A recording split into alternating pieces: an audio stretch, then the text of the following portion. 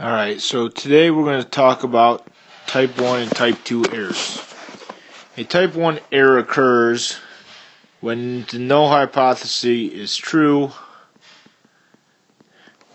but we reject the null hypothesis.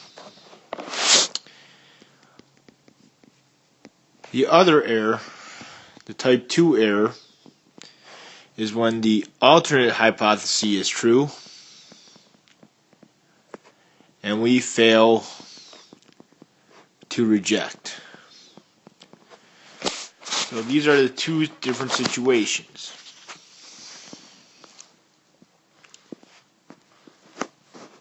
So over here we're going to put down true. And up here we're going to put down the alternate and the null. And here we're going to do reject, null, and fail to reject.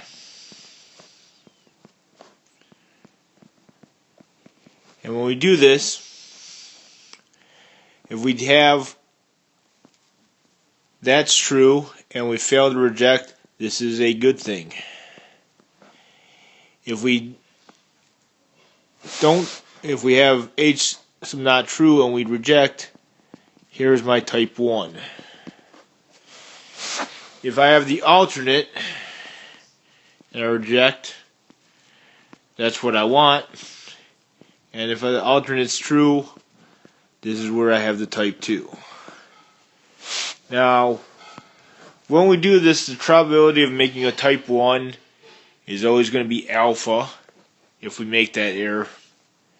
And the type 2 error is something that we'd have to calculate, which normally in the real world we're not able to calculate, but we'll talk about the probability of a type 2 error in this video. Alright, so let's take a quick little situation like a blood pressure medication claims to lower your blood pressure.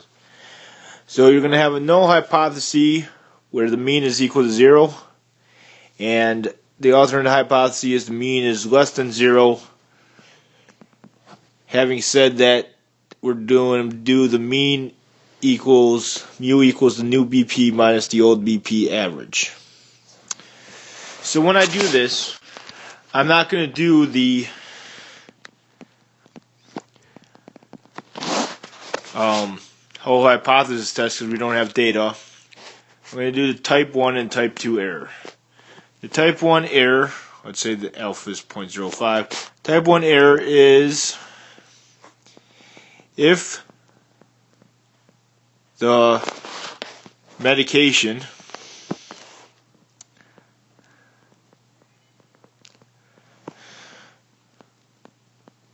does nothing, but we're going to claim it works. So the big part of this is that if we have a type 1 error, we have people taking a worthless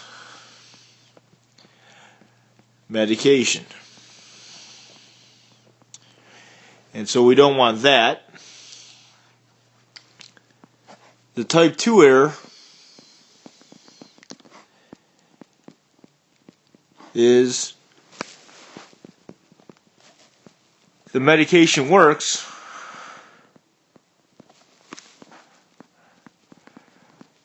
but we don't have enough evidence.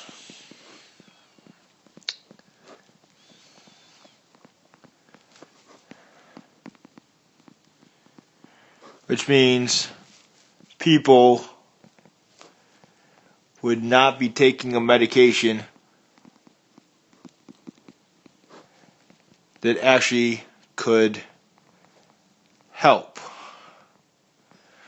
So when you're doing this, you kind of want to decide which one is worse.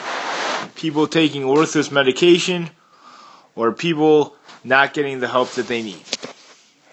Well, in the grand scheme of things, I think that the type 2 error is worse because if they're taking the medication, maybe it didn't work, but hopefully it didn't hurt them. But a type 2 error is they're not getting the help that they need. So to me, the type 2 error in this case is a bigger consequence, although I'm sure some people could argue the other one would be more consequential. So in this problem, if I wanted to find the type 1 error, the type 1 error would be 0.05, and that's saying if it's true. So now let's go to the next page and see what happens how we have to calculate a type 2 error. So I'm actually going to switch to an example. We're going to do the old IQ problem. And I want to show that my students are smarter than other students. And so I have mu equals 100 and mu is greater than 100.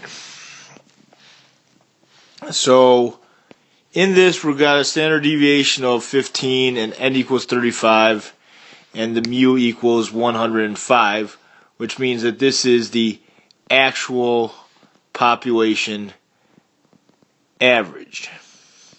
Now, in the grand scheme of things, if we were doing this and I knew mu is equal to 105, then I wouldn't have to do this test. So here's what I'm testing. And here's mu equals 100. And here's the standard deviation of 15 over the square root of 35. And let me not forget, alpha equals 2.0. Alpha equals 0.05. Mu equals 100. The standard deviation turns out to be 2.54. Now,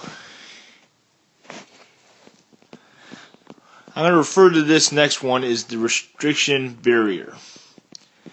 So I'm going to put this down here, and I need 5% of this curve to be to the right, because that's where I'm going to reject.